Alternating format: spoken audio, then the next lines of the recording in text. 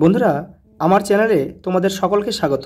আজ আমরা ক্লাস 6 এর রায়ান মার্টিন প্রশ্নবিচিত্রা 2025 থেকে প্রথম পর্যায়ক্রমিক পরীক্ষার ইতিহাসের দ্বিতীয় স্কুল সলভ করব।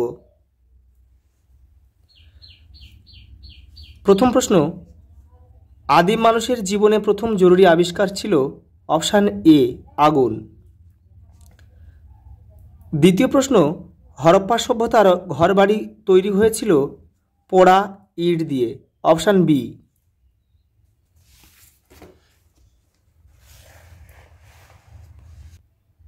পরের প্রশ্ন, ভীমবেটকা গুহা ভারতের যে রাজ্যে অবস্থিত? Madhya Pradesh, option C. পরের প্রশ্ন, ইতিহাসের যে সমস্ত লেখা আজ পর্যন্ত পড়া যায়নি সেই সময়কে বলে প্রায় ইতিহাসের যুগ বা প্রায় ঐতিহাসিক যুগ, অপশান সি।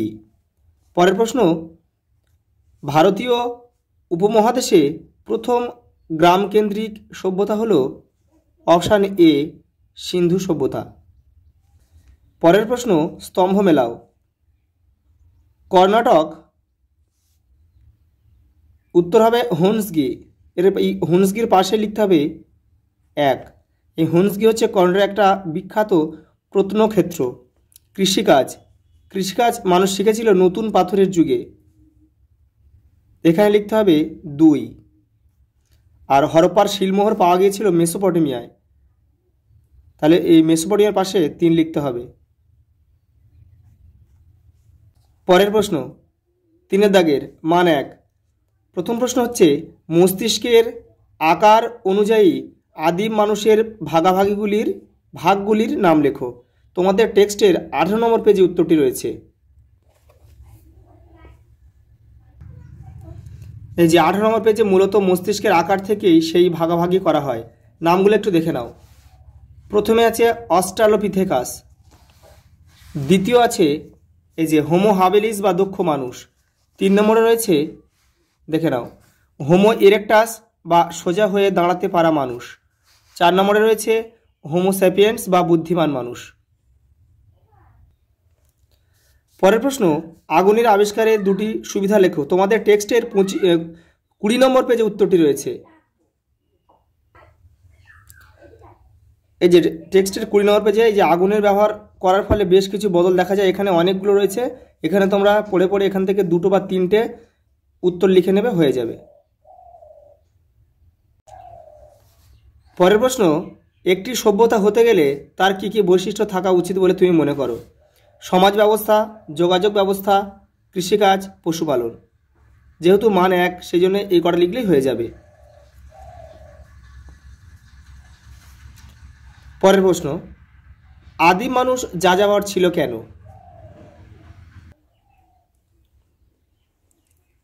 আদিম মানুষ যাযাবর ছিল কেন?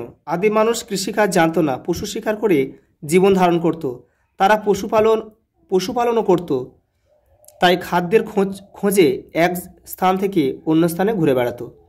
সেই জন্যে কিন্তু আদিম মানুষ যাযাবর ছিল।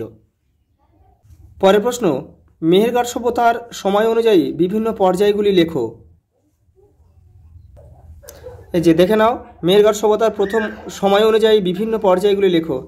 প্রথম পর্যায় খ্রিস্টপূর্ব 7000 থেকে 5000 অব্দ পর্যন্ত, দ্বিতীয় পর্যায় খ্রিস্টপূর্ব 5000 থেকে 4000 অব্দ পর্যন্ত, তৃতীয় পর্যায় খ্রিস্টপূর্ব 4000 থেকে 3500 অব্দ পর্যন্ত, আর চতুর্থ থেকে সপ্তম পর্যায় খ্রিস্টপূর্ব 3500 থেকে 2500 অব্দ পর্যন্ত। মেহেরগড় সভ্যতার টোটাল 7টা পর্যায় ছিল। পরের প্রশ্ন, কে কত সালে মহেঞ্জোদারো সভ্যতা আবিষ্কার করেন? 1922 সালে হবে এটা। 1922 সালে রাখাল দাস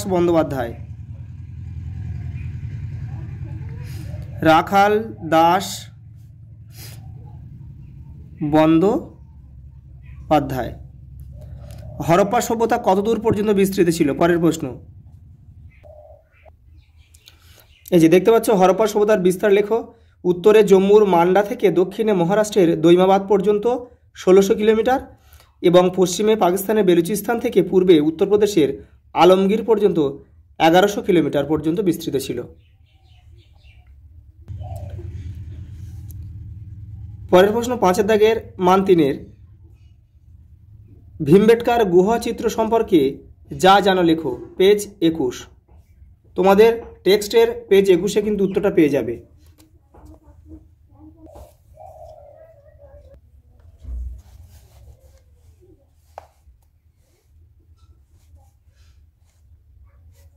এই যে ভীমবেটকা গুহাচিত্র, এখান থেকে তোমরা কিছুটা লিখবে, এখান থেকে পুরোটা না পারলেও, যেহেতু 3 নম্বরে পুরোটা না লিখলে হবে, মোটামুটি এই দেখা যায় পর্যন্ত লিখলে হবে।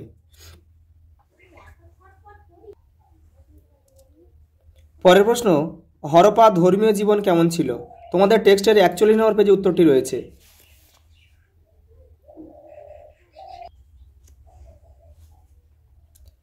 এই প্রথমে এখান থেকে এই পর্যন্ত হচ্ছে হরপ্পার ধর্মীয় জীবন, অর্থাৎ তোমাদের যেহেতু 3 নম্বরে, সেই জন্য তোমরা এই প্রত্নতাত্ত্বিক হরপ্পার বিভিন্ন কেন্দ্রে অনেক পোড়ামাটির নারী মূর্তি পেয়েছেন, এখান থেকে এই পর্যন্ত লিখবে।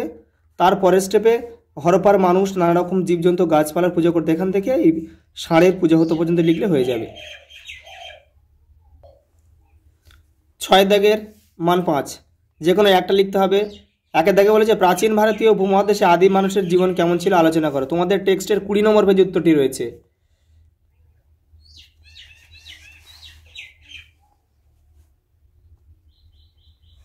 এই যে এখান থেকে আফ্রিকা, চীন ও জাভায় খুব পুরনো মানুষের কঙ্কাল ও হাড়গোড়ের খোঁজ পাওয়া যায়। ভারতীয় উপমহাদেশে তত পুরনো মানুষের নজির নেই, এখান থেকে এই পর্যন্ত লিখতে হবে। শেষ প্রশ্ন, হরপ্পা সভ্যতার নগর পরিকল্পনা কেমন ছিল আলোচনা করো। এই উত্তরটি তোমাদের বইয়ে অনেক 3 পেজ মতো রয়েছে, সেই জন্য আমি অন্য জায়গা থেকে একটা দিচ্ছি, সেটা তোমরা এখান থেকে দুটো একটা করে লিখে নেবে।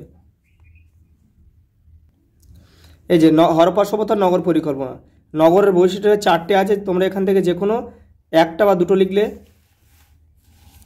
এই যে স্নানাগার আছে, স্নানাগারের এই পয়েন্টটা দিতে হবে, এই 2 দাগের পয়েন্টটা দিয়ে দেবে। আর শস্যাগার আছে, শস্যাগারের এখান থেকে একটা বা দুটো দিলে হয়ে যাবে। আজ এই পর্যন্ত, দেখা হবে পরের ভিডিওতে।